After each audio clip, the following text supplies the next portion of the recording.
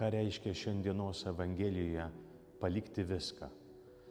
Ką reiškia palikti net artimiausius dėl Jėzaus ir Evangelijos.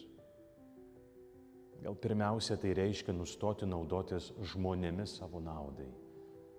Nebesistengti nieko ir nieko turėti kaip nuosavybės. Jėzus sako, palik viską ir sek paskui mane. Tačiau jis pats pasirinko silpnus mokinius. Juk galėjo pasirinkti protingesnius, stipresnius, greičiau suprantančius jo mokymą. Bet jis pasirinko tuos, kurie dažnai net tapdavo kliūtimi jo misijai. Lėtus, užsispyrusius, silpnus. Kodėl? Nes jis jų nesirinko iš naudos, bet iš meilės. Ir paliko juos laisvus.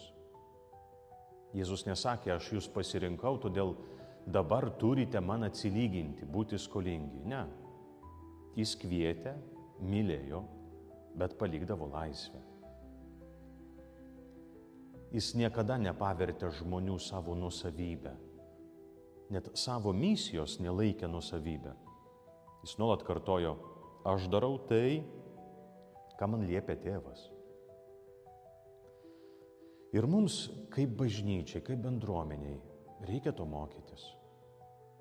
Tarnauti neprisirišant, mylėti nekontroliuojant, duoti nesistengiant pasisavinti.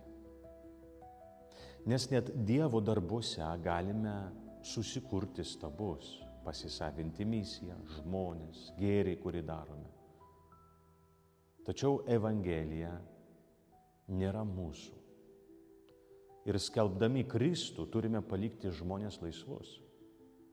Ne mūsų užduotis priversti kitą tikėti. Žmogus gali priimti žodį arba jį atmesti. Mūsų misija tai nešti šviesą ir meilę, o visa kita priklauso Dievui.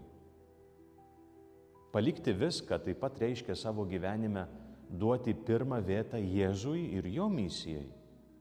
Padaryti jį svarbiausiu. Ir Jėzus pažada, kad tie, kurie pasirenka jį, atras dar gilesnius santykius, nes jie bus paremti tikrą išlaisvinančią meilę.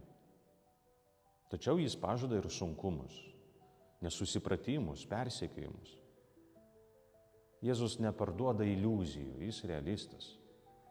Pasirinkti jį kainuoja.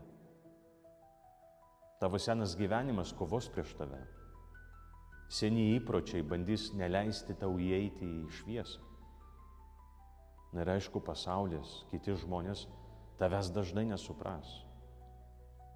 Bet būtent ten gimsta tikras mokinys, kai jis ir toliau seka Kristumi, ne todėl, kad lengva, bet todėl, kad suprato, kad tik Jėzus duoda gyvenimą. Palaimintos dienos.